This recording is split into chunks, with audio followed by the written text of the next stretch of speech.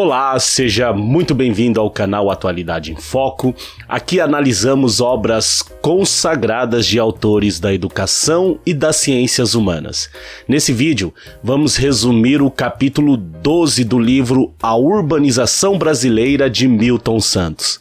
Antes de continuar, curta esse vídeo, compartilhe a informação e se inscreva aqui no canal.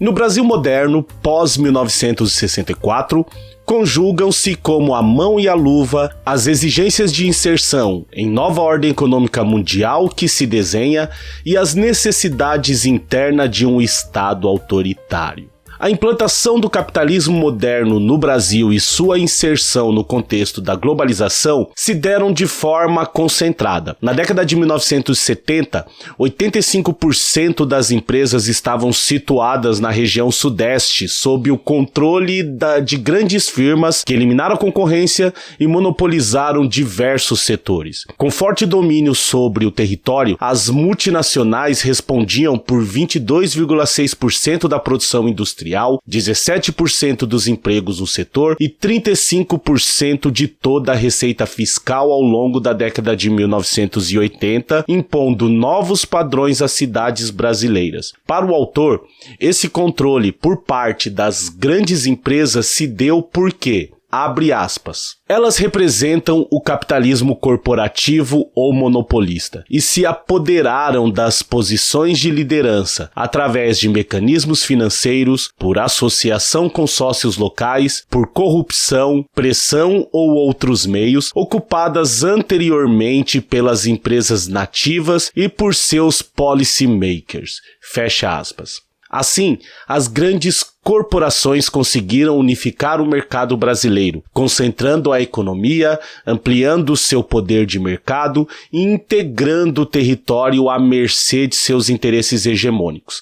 Antes disso, o espaço, definido por Santos como concorrencial, via suas demandas atendidas pelo orçamento público, com prioridade para o equipamento social e menor demanda de investimentos para as atividades econômicas. Na era do capital monopolista, por sua vez, o capital hegemônico passa ao controle das grandes empresas, que passaram a consumir cada vez mais recurso público a fim de custear uma infraestrutura cada vez mais cara e densa para atender às necessidades de produção e circulação. Tal mudança estava apoiada em expectativas de desenvolvimento econômico e modernização, já que, abre aspas, a ideologia desenvolvimentista dos anos 1950 e a posterior ideologia do crescimento e do Brasil potência justificavam e legitimavam a orientação do gasto público em benefício das grandes empresas, cujo desempenho permitiria ao Brasil aumentar suas exportações para poder equipar-se ainda mais depressa e melhor. Fecha aspas. Para que tal objetivo fosse alcançado, os recursos públicos, antes gerenciados em sua maior parte pelo poder local, são concentrados nas mãos do governo federal, obrigando os municípios a priorizarem investimentos para as atividades econômicas, visando aumentar a arrecadação para o orçamento local. A ditadura do período foi fundamental para que a nova gestão dos investimentos fosse empurrada goela abaixo da população, frustrada com a redução dos gastos sociais em favor dos interesses do capital. Essa modernização, apoiada na ideologia do crescimento, que colocou em segundo plano a população e as empresas menores de alcance local, teve como características indispensáveis ao seu sucesso a geração de riqueza concentrada, a propagação da pobreza e o surgimento de novas classes médias. Moldando e reorganizando o espaço, essas multinacionais promoveram as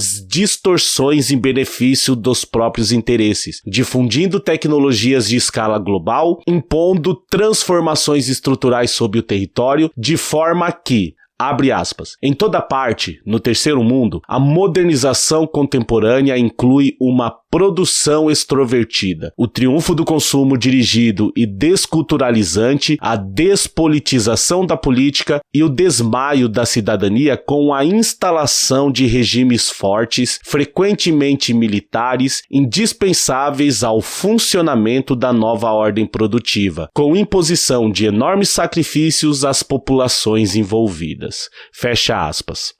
Milton Santos define o milagre econômico do regime militar como uma evolução negativa, já que promoveu o crescimento da classe média junto com a extrema pobreza, e um desenvolvimento material em detrimento do social. Surge a cidade corporativa, cujo crescimento e existência estão condicionados à operação das grandes empresas, buscando atender, em primeiro lugar, suas necessidades de produção, circulação e consumo, reformulando as áreas urbanas. Para isso, essas grandes corporações se apropriaram do trabalho coletivo e atuaram para sufocar ou incorporar as empresas menores para monopolizar o mercado e os equipamentos do território. O sucesso dessa empreitada só foi possível diante da participação e colaboração do Estado, influenciado por essas mesmas empresas. Segundo Milton Santos, abre aspas, há, de um lado, premeditada a escolha das infraestruturas a instalar e de sua localização, com a criação de equipamentos do interesse específico de certas atividades. Do outro lado, tomam-se disposições para facilitar o intercâmbio internacional e interno, mediante incentivos tanto genéricos como particulares a cada caso, que vão desde as tarifas de favor dos Correios e Telecomunicações ao estabelecimento de linhas de crédito.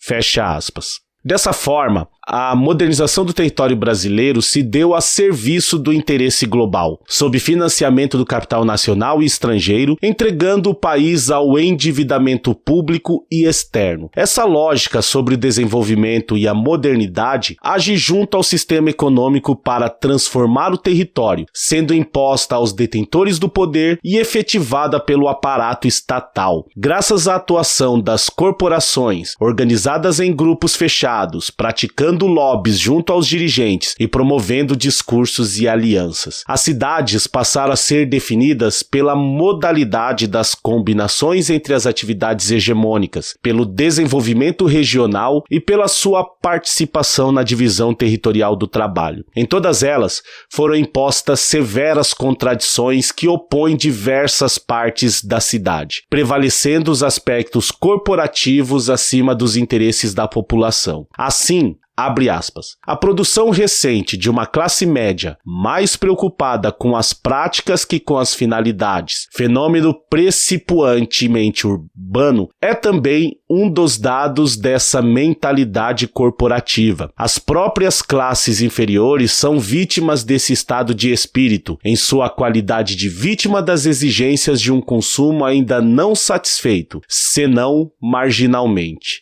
Fecha aspas. O próprio poder público atua para a criação de escassez ao incentivar a produção de espaços vazios na cidade. Esse processo obriga os pobres a ir para a periferia, onde são vitimados pelo custo de transporte para chegar ao trabalho cada vez mais distante de suas moradias, além de ter que pagar mais caro pelos serviços essenciais. As melhorias promovidas nas áreas mais pobres buscam atender aos interesses da especulação imobiliária, já que o objetivo é apenas valorizar os terrenos, atraindo a classe média, ampliando o custo de vida e empurrando os pobres para ainda mais longe. A planificação do espaço urbano se dá de forma predominantemente técnica e voltada ao crescimento econômico, ignorando a problemática global da moradia e os interesses das minorias. Santos fala de um novo recorte espacial, levando a uma nova regionalização, formando áreas contínuas, caracterizadas pela homogeneização ou combinação das atividades sobre determinada fração do espaço, onde as técnicas predominantes estão ligadas direta ou indiretamente à produção no recorte horizontal. Esse novo recorte também cria espaços interligados, servindo como pontos de apoio à produção corporativa, relacionados à comercialização, informação, controle e regulação no recorte vertical, com tarefas políticas como base da regulação da produção do território. Santos finaliza ao dizer que, abre aspas, nesse sentido, diremos que a região deixa de ser o produto da solidariedade orgânica localmente tecida para tornar-se resultado de solidariedade organizacional.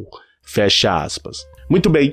Termina aqui o resumo deste longo capítulo, espero que ele tenha sido esclarecedor para você. Não deixe de curtir esse vídeo, se inscrever no canal e nos seguir nas redes sociais. Se possível, seja membro e nos ajude a ficar mais fortes. Nos vemos em breve para o encerramento dessa obra. Um abraço e até a próxima.